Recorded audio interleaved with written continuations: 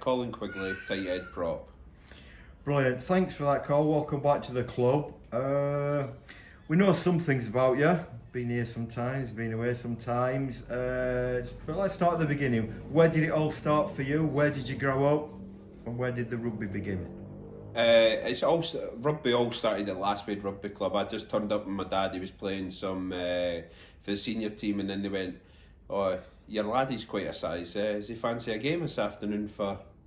It was like under 12s or something, and I was like, "Yeah, why not?" Went along, played, enjoyed it. So then my dad said after it he'd get me. So as soon as he promised me a pair of boots, that was basically it. I was like, yeah, I was hooked on it. What, from the off? Yeah, from the off, I did enjoy it. There was a few things that as soon as I played against some lads bigger than me, I started going, oh, but no, like I say, I've enjoyed it. So it was good. Started there, and then I moved to Watson's for a season, and then Curry. Yeah, so was that like a part-time basis, those clubs at that point? Yeah, it was all part-time. I was training with the Scottish Academy, and then just playing for Curry and Watson's at the time, and then I was playing for Edinburgh, like that was Yeah, I mean, it's a shame, isn't it, that there's only really two clubs up there of a standard for Scottish rugby. Yeah, it's obviously tough when because when I was coming through, they were basically it was Edinburgh Gunners, so it was like the first couple of years of being full time, and then they got the Border Reivers going as well. But there was so many players obviously to pick from, so the squads were absolutely ginormous. So it was really hard to get yourself into that. So I spoke to. I got an offer. Sorry, I was playing golf and I got an offer. Agent phoned me up and goes, "Oh, would you fancy going to Italy and playing in the Super Tens?" And they're playing in Europe and stuff. So I spoke to my mum and dad, and I spoke to Frank Haddon at the time. He was the Edinburgh coach, and he said, yeah, he thought it would be good for a season then to come back, get some experience. But I absolutely loved it in Italy, and. But you didn't come back, did you? Because it looks like you ended up in France. No, I was going to end up because I tried to come home. I trying to come back to the Borders because I know George Graham and stuff. So I was trying to come back to the Borders after because we had played them in Europe, and it wasn't materialising. So I ended up getting an offer from Viadana in Italy. But then at the last minute, I got a phone call from Bezier. The coach had seen me playing against Brive, and he just said, "Would I be interested?" And I said, "Yeah, I'd be really interested." And he just said, "Why? You've got 24 hours to get yourself in France to get it all done before the president goes on holiday." And then that was it. 2 years in France. Tell us a little bit about your experience in France then. Oh, it was fantastic. Like the rugby, it was a big eye opener. I remember my first game. I came off the bench in a pre-season game, and we've just hit and went. It was the old rules for the scrum, so it was just touch and engage, and you were off, and it was just. And we've managed to win the hit and just keep going. Next thing, I'm just getting punched left, right, and centre. I'm like my face. I've came up. We've managed to score, and I've just went to the touch judge. Oh, are you not going to do anything about it? And he just went, "This is France," and just run off. I was like, all right, this is the way it's going to be. And then it was very like the scrummaging over there is completely. It was just like I say with the old rules. If you got it wrong, you got your head shoved up your. Okay, looking at the old CV, it looked like after 2 years with Bezier, you came over to England. Yeah, so, yeah. I was a bit unlucky. I got injured in my second year in France, and I had a few offers to go to stay in France, but they didn't work out. And then I came back, and I was going to play for Curry, and obviously just wait to see if I could pick up anything. And I got a phone call from the agent just saying, "Oh, Rotherham are really interested. Would you be interested?" And I says, obviously I didn't even know where Rotherham was. So I was googling Rotherham, and I was like, yeah, let's do it. So then I ended up coming to Rotherham. Who was the coach at the time? It was Craig West. Right. Okay. Did you enjoy your first spell at Roth? Yeah, I did.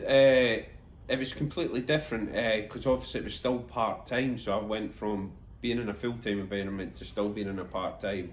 It sort of took me a bit of time to get used to that, but I sort of, yeah, it did. Did you go big time? No, it just. I really did struggle at the beginning because obviously trying to work and play after having that opportunity just to be full time, and maybe I didn't take my rugby as serious then. Yeah. So where did you go? What were your next club after Rotherham the first time, Col? So Andre came in and I ended up signing again, and I did well under Andre. Ended up playing. I think I started 20 games for Andre, and then everything was good, and then Andre obviously left, and yeah. Where did you go next? Oh, sorry, I went to Moseley. So I had a season with Moseley, and then I got advised to go to London Scottish because then there might be an avenue to go back home. And I went to London Scottish, and that didn't materialise, and I ended up playing a season there, and then Alex Codlin was the coach of London Scottish at the time, but he left and ended up signing for Rotherham. So he says, he knew that my partner is from Rotherham, so he said, would you come back to Rotherham? So I just jumped at the chance, and I ended up signing, but then he left for family reasons. So Blackie took over, and then we had an unbelievable, I think it's, the best year of rugby I've had from like a social aspect, just the environment, if that makes it, like all the boys just loved it, and I really did enjoy that year. It's interesting that year because a lot of the boys from that year who went on to play Premiership rugby still say that was the best year that they enjoyed. So it's interesting you thought that too. It was the way we played, and we just had freedom, and that team was, it was just a squad that came together. It's the exact same as when I played at Doncaster that year that we ended up making the final. You just, every so often you end up putting a squad together that you don't think's going to do as well as that. But yeah, it was a fantastic year that year. Where did you go when you left Rotherham? I went to Doncaster. We tried hard to make it work, but obviously it didn't work, and I went to Doncaster, and I had an unbelievable 6 years. I absolutely loved that, and then I've had the opportunity to come back, and I've jumped it. I'm like over the moon to. Joking to one side, I mean, Doncaster is a great club. They've got some great people over there, great facilities, and it must have been an enjoyable time to play in a successful side. Yeah, it was really tough the first year, obviously, because they had got relegated the year before, so they had just came up, and obviously Clive was trying to put a squad together, and we won the first 3 games, so you suddenly think you're flying, and then I think we ended up losing like 12 on the bounce, but we won some in the B&I Cup in between that. So we were struggling a little bit in the league, but we were doing really well. It's the year that we made the final of the B&I Cup. So that sort of, and then we managed to turn it round after Christmas. We started winning the games. But then after that, obviously, the years, like we were flat, like, just like I said, that team that came together, I think we finished second in the league. It was getting to play down at Bristol's like the highlight of my career. You played in front of 22,000 people. It was like, but obviously I've had 6 good years there, and it's there's changes. Obviously Clive's left, and it was big time. It was time for me to look at my other options. Obviously working and playing, and because like I absolutely love playing. I'm not going to say I love training. But I absolutely love a Saturday, and I'm going to keep playing as long as I can. We're just nearly at the end then, Col. How did you move back to Clifton Lane come about? Who did you speak to? I was speaking to Martin, so I was trying really hard then to obviously come back, but it was really hard because obviously nobody knew what was happening with the leagues.